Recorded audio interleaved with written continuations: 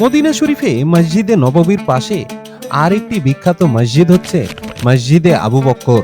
এটি মসজিদে নববী থেকে দক্ষিণ পশ্চিম দিকে অবস্থিত এবং আল গামামা মসজিদ থেকে প্রধান একটি সড়কের মাধ্যমে বিচ্ছিন্ন করা রয়েছে। গত পর্বে আমরা মসজিদে নববীর পাশে মসজিদে গামামার সমস্ত ঐতিহাসিক তথ্যাবলী আপনাদের কাছে তুলে ধরেছি। আর আজকের পর্বে এই মসজিদে গামামার পাশে আরেকটি বিখ্যাত মসজিদ মসজিদে আবু বক্করের ইতিহাস নিয়ে আলোচনা করব। ঐতিহাসিক এই মসজিদের প্রাঙ্গণে সবার আগেই আপনাদের চোখে পড়বে এর ইতিহাস সম্বলিত একটি নেম প্লেট। চলুন তাহলে এখানে লেখা ইতিহাসের বাংলা ব্যাখ্যা আপনাদের কাছে তুলে ধরি। ঐতিহাসিক সমস্ত হাদিস থেকে যা জানা যায়, এই জায়গাটি নবী করিম সাল্লাল্লাহু আলাইহি ওয়াসাল্লাম ঈদের সালাত আদায় করেছিলেন। এরপরে তারই সিলসিলা ধরে হযরত আবু বকর সিদ্দিক রাদিয়াল্লাহু তাআলা আনহু তার খিলাফতকালে এই জায়গায় দাঁড়িয়েই পরবর্তী 2 বছর ঈদের সালাত আদায় করেছেন। এরকমের ঐতিহাসিক ঘটনার সাক্ষী হিসাবেই এই মসজিদের নামকরণ করা হয়েছে মসজিদে আবু বক্কর। নবী করিম সাল্লাল্লাহু আলাইহি ওয়াসাল্লাম 632 খ্রিস্টাব্দে সারা পৃথিবীর মুসলমানদেরকে কাঁদিয়ে পরলোক গমন করেন। তারপরে খলিফায় আবু বক্কর রাদিয়াল্লাহু তাআলা আনহুর খিলাফতের সময় ছিল মাত্র 2 বছর। এই 2 বছর তিনি এখানেই ঈদের সালাত আদায় করিয়েছেন। যদিও হযরত আবু বকর সিদ্দিক রাদিয়াল্লাহু তাআলা আনহুর সময়ে এই মসজিদটি তৈরি হয়নি। মসজিদটি নির্মিত হয়েছিল উমাইয়া খিলাফতকালে। উমাইয়া খলিফা ওমর বিন আব্দুল আজিজের শাসনামলে 86 থেকে 93 হিজরির ভেতরে এই মসজিদটি তৈরি হয়েছিল এবং এর পাশে অবস্থিত মসজিদে গামামাও তিনি এই সময়কালের মধ্যেই তৈরি করেছিলেন।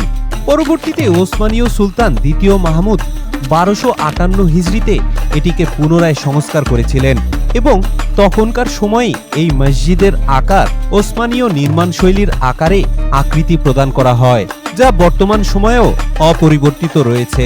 মূল মসজিদটি একটি বর্গাকৃতির ছোট আকারের মসজিদ। এর আয়তন মাত্র 80 বর্গমিটারের কিছুটা বেশি হবে। বর্গাকৃতির এই মসজিদের এক পার্শ্বের দৈর্ঘ্য মাত্র 9 মিটার করে। পুরো মসজিদটি কালো বেসেল্ট পাথর দিয়ে তৈরি করা হয়েছিল এবং এটির উপরে একটি গম্বুজ দিয়ে সাদা রং করা হয়েছিল, যার উচ্চতা 12 মিটার। মসজিদের সামনে একটি আয়তাকার প্রাঙ্গণ রয়েছে, যার দৈর্ঘ্য 13 মিটার এবং প্রস্থ 6 মিটার। এছাড়াও মসজিদটিতে 15 মিটার উঁচু একটি মিনার রয়েছে, যেটি মসজিদের সৌন্দর্য বহুলাংশে বৃদ্ধি করেছে। গম্বুজ এবং মিনারে অসম্ভব সুন্দরভাবে কারুকাজ করা রয়েছে, যেটি এখানকার আগত সমস্ত দর্শকেরই মন কেড়ে নেয়। যদিও আশ্চর্যের বিষয় হলো এই মিনারটি সেই ওসমানীয় আমলেই তৈরি করা হয়েছিল এবং সেই নকশাই আজও অবিকৃত অবস্থায় রয়েছে।